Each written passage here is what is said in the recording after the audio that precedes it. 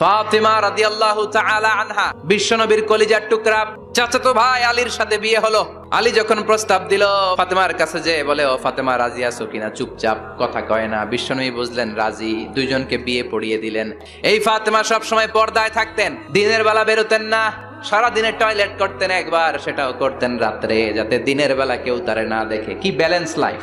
এমন ভাবে চলাফেরা করতো, কোনো পুরুষদের সামনে দিয়ে কখনো যেতেন না। 1 বছরের ব্যবধানে ঘরটাকে আলোকিত করে প্রথম সন্তানের জন্ম হাসান। বিশ্বনবী ফাতেমার ঘরে এসে বলতেন, আইনাল লুকা, পিচ্ছিটা কই রে? আমার হাসান কই, আমার নানা ভাই কই? আর বিশ্বনবীর আওয়াজ শুনলে হাসান এসে বিশ্বনবীর কাঁধে। এজন্য ইন্তেকালের আগে আলীকে বললেন, আলী, অল্প কয়েকজন পুরুষ নিয়ে জানাজা দিও, বেশি মানুষের কাছে আমার নিও না।